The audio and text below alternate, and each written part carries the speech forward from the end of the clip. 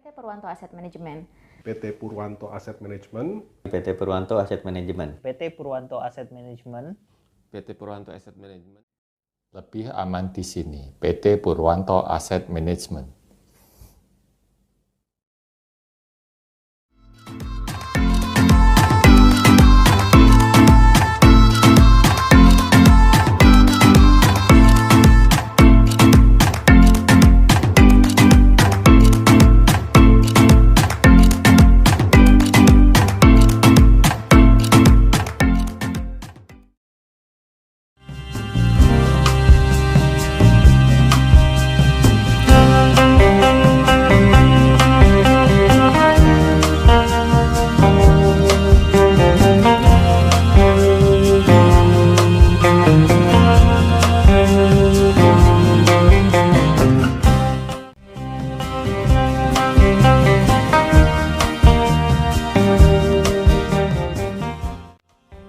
Saya Mekta, pendiri PT Purwanto Asset Management. Perusahaan PT Purwanto Asset Management mendapatkan izin dari OJK tahun 2021. Saat ini kita memiliki dua produk, yaitu reksadana Purwanto campuran dinamis, itu reksadana campuran, dan reksadana Purwanto Liquid Plus, yang merupakan reksadana money market, pasar uang. Waktu itu saya masih kuliah ya, saya membaca bukunya Ray Dalio yang judulnya Principle, itu yang versi pertama ya bukunya. Itu bukunya sangat menginspirasi saya ya. Terus dari buku itu saya mencari tahu siapa sih Ray Dalio itu. Ya, setelah itu saya mulai banyak membaca buku financial lain ya. Dari sana akhirnya saya dapat gambaran, ini adalah usaha yang saya mau lakukan. Dari banyak membaca itu saya dapat menyimpulkan ya 4 poin utama yang harus dipenuhi agar bisa memulai industri ini. 4 poin utama yang pertama yaitu kita harus bisa mengenal diri sendiri. Yang kedua, kita harus bisa menjaga kestabilan emosi kita. Yang ketiga, kita harus memiliki kemampuan money management. Yang keempat, baru kita harus memiliki kemampuan untuk analisa sebuah perusahaan. Kenapa kok yang nomor 1 itu kemampuan mengenali diri ya? Karena dengan di luaran itu kan banyak fund manager yang sudah sukses ya. Mereka itu punya style karakter, per orang punya style sendiri-sendiri. Dari banyak fund manager itu, kita mungkin bisa mengcopy style-nya 20%, 30% dari fund manager A yang sesuai dengan karakter kita, fund manager B berapa persen gitu ya. Intinya itu, apa yang kita lakukan itu harus sesuai dengan style kita. Kita nggak akan bisa mungkin melakukan sesuatu yang nggak sync dengan karakter kita ya, soalnya itu akan susah. Gitu. Yang kedua itu kan kemampuan menjaga emosi kita tetap stabil ya kan, itu maksudnya kita itu nggak akan bisa prediksi harga saham ya, misalnya besok market mau naik atau mau turun, kita nggak bisa prediksi itu. Harga saham itu dipengaruhi dua faktor eksternal dan faktor internal. Faktor eksternal, faktor yang kita nggak bisa kontrol, yaitu misalnya fear and greed ya. Nah, kita itu misalnya di luaran banyak berita negatif ya, banyak berita negatif, orang-orang menjadi panik atau orang-orang menjadi ketakutan, itu kan banyak saham yang turun banyak gitu ya. Itu kita sebagusnya menggunakan kesempatan itu untuk membeli perusahaan bagus di harga yang rendah. Dan sebaliknya, kalau misalnya greed itu kan market lagi bullish apa ya, kita sebaiknya itu waktu yang bagus untuk merealisasikan keuntungan kita. Kalau yang faktor internal itu faktor yang kita bisa kontrol.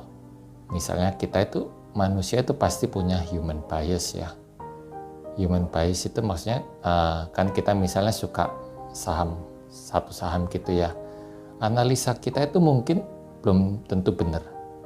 Kita itu harus bisa membandingkan analisa kita dengan pendapat orang lain. Apakah mungkin pendapat orang lain tuh akan berbeda dengan kita, tapi kita harus bisa mencoba memahami cara dari sisi mereka.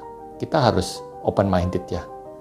Kalau misalnya emang kita salah atau kurang tepat ya kita harus merevisi itu sih. Yang kedua yang faktor kita bisa kontrol itu faktor equanimity ya. Itu faktor kita itu market mau bullish ya kita jangan terlalu happy. Market turun drastis gitu kita juga harus tetap tenang dan menggunakan kesempatan itu untuk membeli saham lebih itu. Tadi kan yang kita udah sampai 2 faktor yang utama ya. Faktor ketiga kan kemampuan money management. Yang dimaksud dengan money management tuh kita harus bisa mengatur alokasi keuangan kita harus bisa menjaga kita itu punya cash pada saat market turun. Itu gimana sih cara belajarnya? Ya, dari banyak membaca buku. Tapi yang utama faktor ini bisa terbentuk dengan jam terbang. Ini nggak ada shortcut yang untuk ini ya. Kalau yang nomor 4, kemampuan analisa. Ini menurut saya dari paling 4 faktor ini yang paling nggak terlalu, ya paling gampang lah ya. Ini dengan banyak membaca buku dan membaca laporan keuangan. Dengan itu kan jadi punya gambaran banyak untuk menganalisa gitu. Kira-kira ya seperti gitu 4 faktor itu. Ya, kita itu investasi dengan SDM ya kita di industri yang SDM-nya itu persaingannya sangat tinggi ya. Jadi kita mau nggak mau kita itu harus memberikan edukasi gimana menunjang mereka dalam bekerja dan mengoptimalkan potensi mereka masing-masing gitu. Soalnya ini kan mayoritas tuh personelnya harus memiliki izin dari OJK. Jadi ya persaingan antara kandidat itu cukup intensif ya. Selain itu dari sisi IT. Jadi untuk yang pengembangan IT ya, pengembangan IT itu kita untuk investor sama untuk internal. Yang untuk investor ya misalnya kita saat ini lagi pengembangan untuk aplikasi mobile apps kita. Jadi nasabah itu bisa melakukan transaksi reksadana atau mengecek saldo mereka melalui aplikasi kita.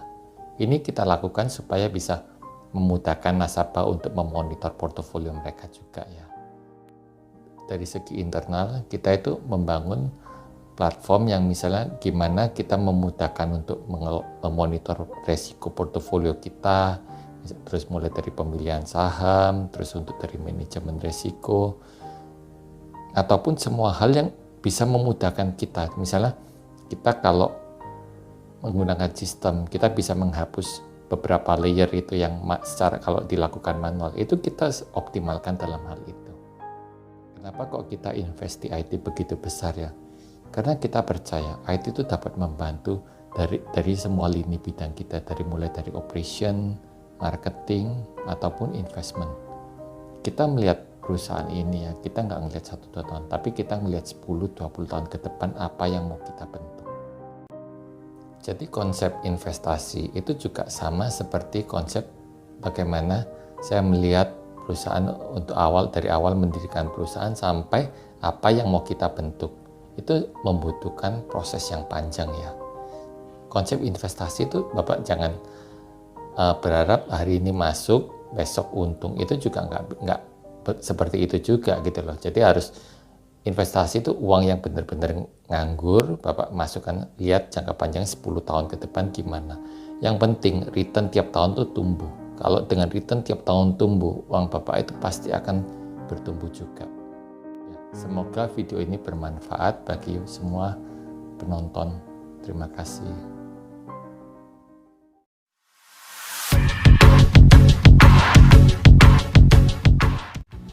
Mau investasi, lebih aman di sini.